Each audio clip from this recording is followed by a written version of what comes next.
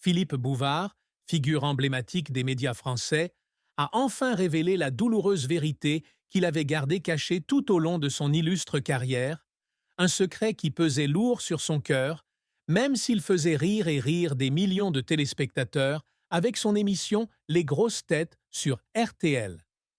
À 95 ans, annonçant sa retraite en janvier 2025 après 60 ans de journalisme, de radio et de télévision, il a partagé avec un groupe d'amis proches, dans son petit appartement parisien, la douleur qu'il avait dissimulée derrière son assurance et son style de présentation pointu.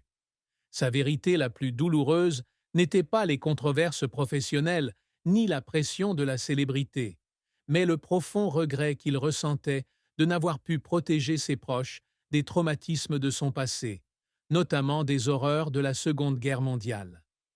Né le 6 décembre 1929 à Coulommiers, en Seine-et-Marne, il était le fils d'André Gunsbuger, une juive alsacienne, et de Marcel Bouvard, qu'il avait abandonné, lui et sa mère, peu après sa naissance. Ayant grandi dans l'insécurité et la peur d'un enfant fuyant les persécutions nazies, Philippe a porté des cicatrices psychologiques indélébiles. Malgré son ascension comme journaliste, présentateur et auteur, il vivait avec un sentiment de culpabilité de ne pas avoir fait plus pour sa mère et sa famille d'accueil, qui avaient tout sacrifié pour sa survie. Cette vérité, qu'il a reconnue dans les derniers jours de sa carrière, a été profondément douloureuse, le forçant à s'interroger sur le sens du succès lorsqu'il ne pouvait effacer les pertes du passé. La plus grande tragédie de Philippe Bouvard fut la perte de sa famille pendant la Seconde Guerre mondiale, lorsque de nombreux membres de sa famille d'accueil, les Luzzatto, furent raflés et assassinés par les nazis à Auschwitz. Jeune garçon, dans les années 1940, il vit sa mère, Andrée, fuir avec lui de la Baule à Limoges, puis dans le sud de la France, vivant dans la peur constante des persécutions. Son père adoptif, Jules Luzzatto, tailleur et résistant, fut emprisonné par la Gestapo. Libéré grâce à l'intervention de Sikadour Bengabrit, il ne put sauver sa famille d'un destin tragique. Le souvenir de déménagements précipités, de coups menaçants à la porte la nuit et du regard inquiet de sa mère reste gravé dans la mémoire de Philippe. Cette tristesse n'était pas seulement due à cette perte, mais aussi au sentiment d'impuissance, car il était trop jeune pour protéger ses proches. D'une sensibilité particulière, il porta cette douleur toute sa vie, même s'il la dissimula toujours derrière son esprit et son talent à la télévision et à la radio. Autre tristesse, la perte de sa mère en 1984, qui s'est sacrifiée pour l'élever dans des conditions difficiles. Il confia un jour regretter de ne pas avoir pu passer plus de temps avec elle dans ces dernières années, alors que sa carrière était à son apogée. Cette tristesse devint encore plus profonde lorsqu'il songea au sacrifice qu'elle avait fait, depuis son refus de se remarier pour se consacrer à son éducation, jusqu'à sa volonté de cacher sa propre douleur pour qu'il puisse avoir l'enfance la plus paisible possible. Ces chagrins, combinés à la culpabilité d'avoir survécu là où tant d'autres n'y étaient pas parvenus, laissèrent de profondes cicatrices dans son cœur. La carrière de Philippe Bouvard a été longue, ponctuée de grands succès, mais aussi de défis et d'échecs. Débutant comme coursier au service photo du Figaro dans les années 1950, il a rapidement prouvé son talent par son écriture percutante, accédant au poste de journaliste, rédacteur en chef, puis directeur général adjoint du journal.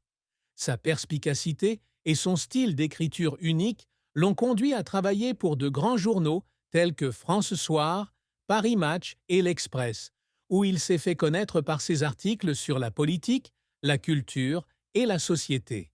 À la radio, il est devenu une légende avec l'émission Les grosses têtes sur RTL, lancée en 1977 et diffusée jusqu'en 1914, attirant des millions d'auditeurs grâce à son intelligence, son esprit et sa capacité à recevoir des invités aussi variés que des personnalités politiques ou des artistes. L'émission a non seulement été un phénomène culturel, mais aussi un lieu où il a découvert et nourri de nombreux talents comiques. À la télévision, il a créé Le Petit Théâtre de Bouvard, sur Antenne, de 1982 à 1986. Une émission qui a fait connaître des personnalités comme Les Inconnus, Mimi Mati et Chevalier et Las Palès, contribuant ainsi à façonner l'humour français moderne. Il est également l'auteur de plus de 40 livres, allant d'autobiographies comme Un homme libre et Je crois en l'homme à des œuvres humoristiques, et a contribué à plus de 5000 articles dans Nice Matin entre 2003 et 2017. Ses succès lui ont non seulement apporté la célébrité, mais l'ont également confirmé comme l'une des figures les plus polyvalentes des médias français. Un homme capable de jongler avec aisance entre la presse écrite, la radio et la télévision. Cependant, sa carrière n'a pas toujours été de tout repos. L'un de ses plus grands échecs a été son remplacement par Laurent Ruquier aux Grosses Têtes en 2014, une décision qu'il a qualifiée de choc cruel. Après 37 ans à la tête de l'émission qu'il avait créée de toutes pièces, il s'est senti trahi et profondément blessé par son éviction. Il a un jour confié qu'il pouvait à peine écouter la radio les jours suivants, chaque mélodie familière de l'émission lui faisant mal au dos. Bien qu'il ait continué à animer Allô Bouvard sur RTL, puis soit revenu aux Grosses Têtes en 2016, il ne s'en est jamais complètement remis. Autre échec, son passage à la 5 en 1987, où ses émissions, comme le journal télévisé et Dimanche Bouvard, n'ont pas rencontré le succès escompté, suscitant des critiques sur son style de présentation. Certains critiques ont estimé qu'il était trop comique et manquait du sérieux nécessaire à un journal télévisé. Il a également été accusé d'avoir exploité la vulnérabilité de certains de ses invités, comme Michel Delpech et Mireille Mathieu, dans ses émissions, bien qu'il se soit excusé publiquement et ait insisté sur le fait que ce n'était pas son intention. Ces difficultés, combinées à la pression de préserver son image dans un secteur en pleine mutation, l'ont conduit à des crises de doute répétées. Il a toujours réussi à les surmonter avec persévérance et passion pour son travail, continuant à travailler jusqu'à l'âge de 95 ans, date à laquelle il a décidé de prendre sa retraite pour passer du temps avec sa famille et écrire.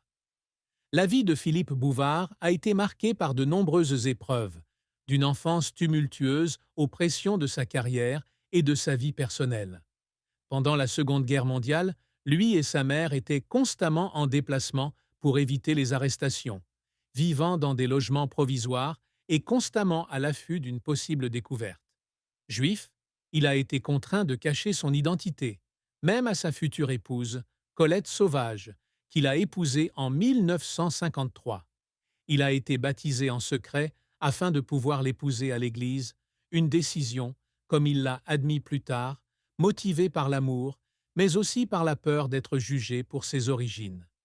Les souvenirs des persécutions, l'arrestation de sa famille d'accueil et la perte de ses grands-parents adoptifs à Auschwitz ont laissé de profondes cicatrices psychologiques, lui laissant un sentiment de culpabilité de survivant.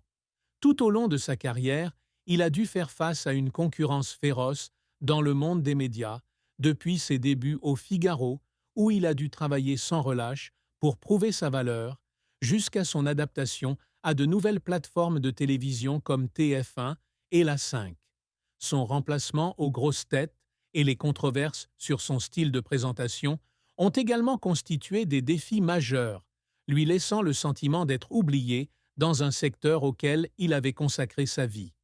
Sur le plan personnel, il a évoqué des difficultés financières dues à ses dépenses extravagantes, qui ont conduit à la vente de sa maison préférée près des Champs-Élysées en 2016. Il a également dû faire face à des pertes personnelles, comme la disparition d'amis proches comme Thierry Leluron, Charles Aznavour et Jean d'Ormesson, qu'il considérait comme sa seconde famille. Ces épreuves, sans l'abattre, ont façonné un homme à la fois résilient et vulnérable, cherchant toujours à dissimuler sa douleur par l'humour. Ce qui a attristé Philippe Bouvard, et très attristé, c'est le sentiment de n'avoir pas suffisamment protégé ses proches, notamment sa mère et sa famille d'accueil pendant la guerre. Il a un jour confié regretter de ne pas avoir pu offrir une vie plus facile à sa mère après ses sacrifices. Ayant connu un immense succès, de la gloire à la fortune, il était triste de ne pouvoir utiliser ses réussites pour compenser les pertes du passé. Cette tristesse était encore plus profonde lorsqu'il pensait à ses proches qui se sont sacrifiés pour sa survie, comme ses grands-parents adoptifs Luzzatto, qu'il n'a jamais eu l'occasion de revoir ni de remercier. Une autre tristesse fut l'adieu aux grosses têtes en 2014, l'émission qu'il considérait comme son enfant chéri. Être remplacé par Laurent Ruquier fut non seulement un traumatisme professionnel, mais aussi un coup dur pour son estime de soi, le laissant avec le sentiment d'être abandonné par le secteur auquel il avait consacré sa vie. Il a un jour décrit ses journées comme un cauchemar, où il a dû faire face au vide et à un sentiment d'inutilité.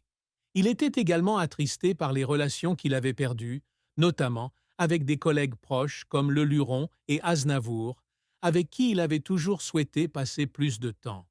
Il était également attristé de ne pas avoir passé plus de temps avec ses deux filles, Dominique et Nathalie, lorsqu'elles étaient jeunes,